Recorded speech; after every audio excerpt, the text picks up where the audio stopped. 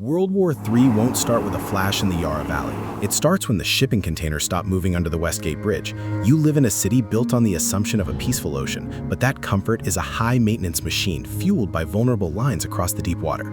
If the Strait of Hormuz closes or the South China Sea becomes a contested zone, Melbourne's geography becomes a massive logistics tax on every breath you take.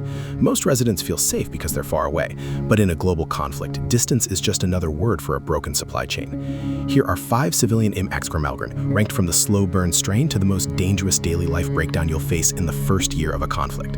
For this scenario, we're looking at a world where major shipping lanes are blocked and oil prices have doubled due to strikes in the Middle East. Look at a map and realize how much of your daily life arrives on a boat that has to cross 10,000 miles of open ocean. Here are the 5 ways the city tightens when the world stops being predictable. Number 5. Digital and financial friction. Melbourne is a service-driven economy, and that makes it incredibly sensitive to the cost of moving data through the cloud. This city runs on the assumption that digital access is a permanent utility, but the proof is in the immediate spike in insurance and hosting costs for every business on Collins Street when global risk rises. When markets start pricing in the reality of a Taiwan blockade, every piece of hardware and software subscription you rely on gets hit with a heavy security premium. The hidden stabilizer here is the high local data center capacity, which keeps some local traffic moving. But the nasty vulnerability is a total reliance on undersea fiber optic cables that can be neutralized by a single submarine or a dragged anchor. If you're working from a home office in the suburbs, the first thing you'll feel isn't a kinetic strike. It's the sudden instability of your banking apps and the tripling of your monthly costs for basic digital tools. Businesses will scramble to secure their data, which pulls resources away from maintaining the services you use every day. You might see your local bank branch close its doors temporarily because their back-end systems are lagging under heavy cyber load. Many people will try to panic buy new laptops or phones, thinking they can outrun the coming hardware shortage. The better move is to audit your hardware now and ensure you have physical, offline backups of every critical document and piece of family history. Digital access is a luxury that starts to flicker when the satellites and cables become military targets or collateral damage. This financial drag is frustrating, but it's a minor headache compared to the physical gaps that appear when specialized goods stop arriving at your local pharmacy. Number 4. The medicine and tech gap. Australia produces a massive amount of raw materials like iron ore and wheat, but we're a heavy net importer of the complex chemicals and microchips that keep a city's heartbeat steady. Melbourne looks modern because of high-end imports, not because of local manufacturing strength. The proof is in the pharmacy shelf.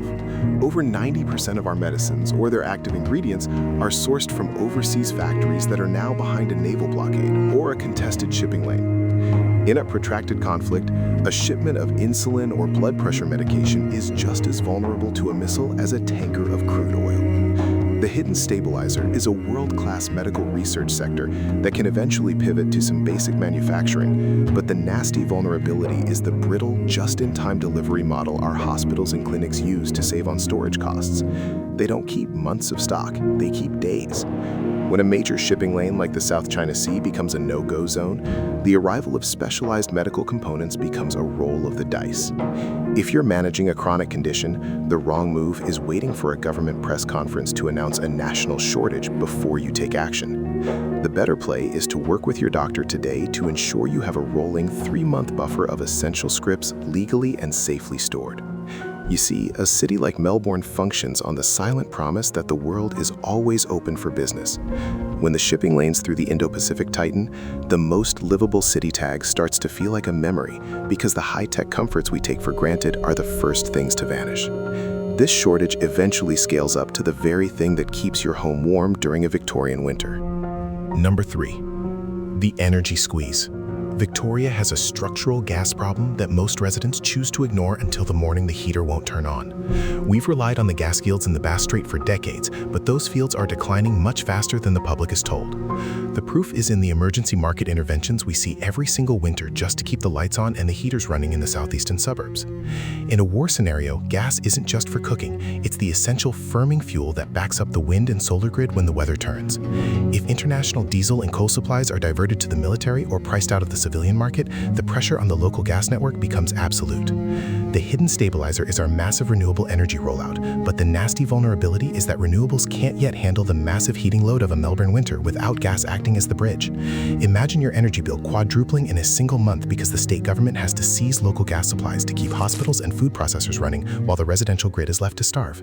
Most people will try to run to the shops and buy electric heaters as a backup, but if every house in Reservoir or Brighton does that at once, the local transformers will simply melt under the surge. The better move is to invest in passive resilience right now. Seal your windows, insulate your roof, and have a non-electric way to stay warm, like a well-maintained wood fire or a large-scale portable battery system charged by your own rooftop solar. Energy security in Melbourne is the razor-thin difference between a cold, dark house and a functional home. When the energy grid starts to stutter, that pressure moves directly to the one place that actually feeds the city, the port. Number 2. The logistics choke. Melbourne is a city built entirely around its port infrastructure. It's the busiest container hub in the country, and it serves as the physical heartbeat of our entire retail and food distribution system. The proof is in the sheer volume of B-double trucks you see grinding across the Westgate Bridge every single hour. If the global shipping snarl hits, the Port of Melbourne doesn't just get quiet, it becomes a bottleneck that starves the rest of Victoria within a fortnight. The hidden stabilizer is the port's high technical efficiency, which makes it a priority for what little shipping remains. But the nasty vulnerability is our total dependency on imported diesel to keep trucks moving from the docks to the supermarkets. Australia usually has less than 30 days of fuel on hand at any given time. If the tankers stop because the insurance rates are too high, the trucks stop. Don't assume the supermarket shelves will be restocked by the weekend just because they always have been. In the first weeks of a maritime conflict, the just-in-time delivery system will shatter under the weight of even minor panic buying. People will flock to the big chains and clear the aisles of canned goods in a matter of hours. The better move is to ignore the public panic and build a pantry-based logistics chain in your own home while things are still calm. Focus on bulk staples that don't require refrigeration, because if the diesel runs out, the refrigerated trucks are the first ones to be grounded. A warehouse in Truganina is completely useless to you if there's no fuel to move the pallets to your local store. This logistics failure is a nightmare for your comfort, but there's one final system that represents the ultimate breaking point for a city of 5 million people. Number 1. The water and food nexus. Melbourne is a garden city situated in a drying climate, and our survival depends entirely on high-intensity engineering. The proof is in the Wonthaggi Desalination Plant. It's our ultimate insurance policy against drought, but it's an insurance policy that requires a massive, constant flow of electricity to turn seawater into something you can actually drink. In a war, as energy becomes scarce and the grid is prioritized for defense, the cost of water will skyrocket. At the same time, the irrigation districts north of the city where our fresh produce is grown will be competing with the metro area for every single drop of available water. The hidden stabilizer is our world-class reservoir system, but the nasty vulnerability is that we've optimized our entire city for efficiency, not for a total cutoff of external inputs like spare parts and chemical treatments. This is why the water and food link sits at the top of the list. It's the ultimate dependency that you can't negotiate with. If the desal plant goes offline due to an energy strike or a shortage of imported specialized filters, and a seasonal drought hits simultaneously, Melbourne's reservoirs can drop to critical levels in a matter of months. The better move isn't just buying cases of bottled water. It's installing a substantial rainwater tank and a multi-stage filtration system today, while parts are still sitting on the shelf at the hardware store. Most people think water is a basic right, but in a resource-starved war, it's a strategic asset that will be rationed by the leader. A city that can't wash its hands or flush its toilets becomes uninhabitable in days. Melbourne is a fortress of comfort, but that fortress is built on the sand of global stability. If you want signal in a world full of noise, subscribe.